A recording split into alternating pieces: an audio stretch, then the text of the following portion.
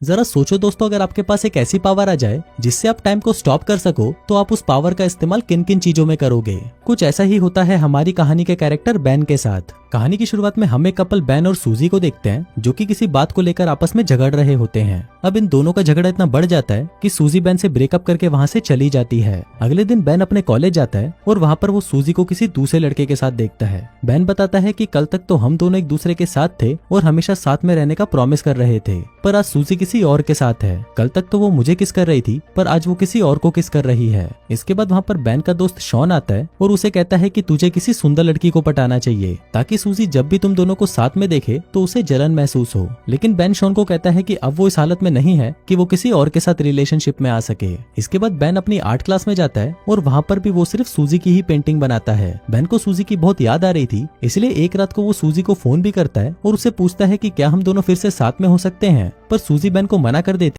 हे movie के चाहने वालों, हम आपके लिए लेकर आए हैं एक धमाका ऑफर। नेटफ्लिक्स और अमेजोन पर भारी भरकम छूट आपके सामने अभी प्लान लिखे हुए हैं। अगर आपको हमारे प्लान चाहिए तो दिए गए व्हाट्सएप नंबर पर कांटेक्ट करें। नेटफ्लिक्स और अमेजोन जैसे किसी भी प्लेटफॉर्म के लिए संपर्क करें और कहती है कि अब मैं किसी और के साथ हूँ। अब इसके बाद से ही बेन बहुत ज्यादा उदास रहने लगता है और वो बस दिन रात सूजी के बारे में ही सोचने लगता है, जिसके चलते बेन को नींद आना भी बंद हो जाती है। वो सोने की बहुत कोशिश करता है पर सो नहीं पाता, इसलिए बेन रात को बुक्स पढ़कर या टीवी देखकर ही अपना टाइम पास करता है। फिर एक रात को बेन कुछ सामान लेने के लिए ग्रोसरी स्टोर में जाता है और वहाँ पर वो एक नोटिस देखता है जिस पर लिखा था कि नाइट शिफ्ट पर काम करने के लिए यहाँ पर स्टाफ की जरूरत है। अब बेन को तो रात को नींद आती नहीं थी, इसलिए बेन सोचता है कि टाइम पास करने के लिए यहाँ पर काम करना ही सही रहेगा। फिर बेन उस स्टोर के मैनेजर के पास इंटरव्यू देने जाता है और मैनेजर उसे वहाँ पर काम करने के लिए सेलेक्ट कर लेता है। अगली रात से बेन उस स्टोर में काम करने लगता है। उस स्टोर में बेन के साथ एक लड़की भी काम करती थी जिसका नाम शैरन होता है। बेन देखता है कि शैरन जब भी स्टोर में लेट आती थी तो मैनेजर उसे अपने कैबिन में बुलाकर हरास करता था। इसके बाद बेन हमको बताता है कि यहाँ पर सुपरमार्केट में टाइम बहुत ही धीरे धीरे कटता है, इसलिए यहाँ पर काम करने वाले एम्प्लॉइज टाइम को जल्दी काटने के लिए अलग अलग तरीके अपनाते हैं। जैसे शैरन अपनी घड़ी पर टेप लगा देती है ताकि उसे टाइम का पता न चल सके और टाइम जल्दी बीत जाए। शैरन के अलावा स्टोर में दो और एम्प्लॉय भी काम करते हैं, जिनमें एक का नाम मैट और दूसरे का नाम बैरी होता है, और ये दोनों स्टोर में काफी उल्टी सीधी हरकतें करते रहते हैं और इसी तरह ही वो दोनों भी अपना टाइम पास करते हैं। अब यहाँ पर बेन के लिए भी टाइम पास करना बहुत मुश्किल हो गया था, इसलिए बेन के पास एक सुपर पावर आ जाती है। बेन टाइम को फ्रीज कर देता है, जिसके बाद वो सुपरमार्केट में आई सारी सुंदर लड़कियों के कपड़े उतारता है और उनकी ड्राइंग बनाने लगता है। बेन बताता है कि उसे दुनिया में सबसे ज्यादा सुंदर क्रिएशन लड़कियां ही लगती हैं, इसलिए वो सिर्फ लड़कियों की ही ड्राइंग बनाता है। अब बेन ऐसे ही लड़कियों की ड्राइंग बनाकर अपना टाइम पास करता था, और जब बेन टाइम को वापस नॉर्मल करता तो बहुत सारा टाइम बीत जाता था और इसी वजह से बेन को स्टोर में ज्यादा काम भी नहीं करना पड़ता था। अब ऐसे ही कुछ दिन बीत जाते हैं और फिर एक दिन जब बेन काम पर आता है तो वहाँ शैरन भी उसके पास आती है। फिर बेन अपने लॉकर में से एक सैंडविच निकालता है तो उसे देखकर शैरन कहती है कि उसे बहुत भूख लग रही है, तो क्या वो ये सैंडविच खा सकती है। अब बेन उसे हाँ बोल देता है और शैरन को वो सैंडविच खिला देता है। शैरन जब वो सैंडविच खा रही थी तो बेन उसे देख रहा होता है और बेन के मन में शैरन के लिए फीलिंग्स जागने लगती है।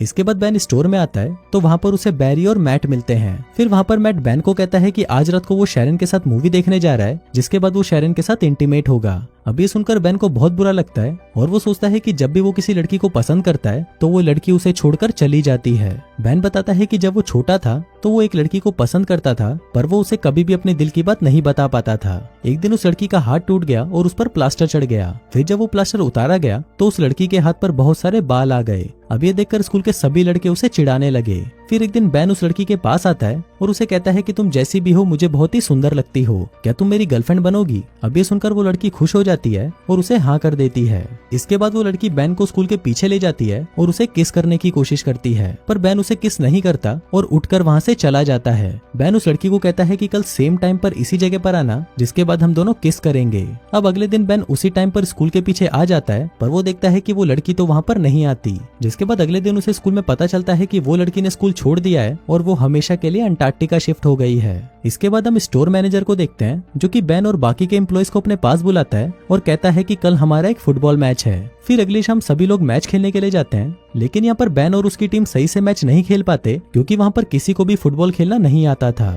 अब बेन गेम से बहुत ज्यादा बोर हो चुका था, इसलिए वो टाइम को फ्रीज कर देता है। फिर बेन अंदर जाता है और वहाँ पर देखता है कि सभी लोग फ्रीज हो चुके हैं, लेकिन तभी वो देखता है कि वहाँ पर एक आदमी अभी भी हिल रहा होता है। फिर बेन जब उस आदमी के पास जाता है तो वो आदमी वहाँ से भाग जाता है। अब ये देखकर बेन को पता चलता है कि ये सुपर पावर सिर्फ बेन के पास नहीं बल्कि और भी लोगों के पास है। फिर बेन वापस ग्राउंड में आता है और टाइम को नॉर्मल कर देता है, लेकिन जैसे ही टाइम नॉर्मल होता है वैसे ही मैट फुटबॉल को लात मारता है और वो फुटबॉल जाकर सीधा मैनेजर के मुंह पर लगती है और उसके मुंह से खून निकलने लगता है। फिर मैट मैनेजर को लेकर हॉस्पिटल जाने लगता है, पर जाने से पहले वो बेन को कहता है कि तुम शैरन को घर छोड़ देना। लेकिन यहाँ पर घर जाने से पहले बेन शैरन को अपने साथ कॉफी पर ले जाता है। वहाँ पर बेन शैरन से पूछता है कि क्या तुम्हारे और मैट के बीच में कुछ चल रहा है, जिस पर शैरन उसे कहती है कि हम सिर्फ अच्छे दोस्त हैं और हम दोनों के बीच में ऐसा कुछ नहीं है। जिसके बाद शैरन मैट से पूछती है कि क्या तुम्हारी कोई गर्लफ्रेंड है। बेन उसको कहता है कि मेरी एक गर्लफ्रेंड पहले थी, पर कुछ हफ्तों पहले ही मेरा उसके साथ ब्रेकअप हो गया। इसके बाद बेन शैरन को उसके घर छोड़ने जाता है और अंदर जाने से पहले शैरन बेन को किस करने की कोशिश करती है, लेकिन बेन बहुत ज्यादा नर्वस था इसलिए वो शैरन के गाल पर किस कर देता है। जिसके बाद शैरन मुस्कुराकर घर के अंदर चली जाती है।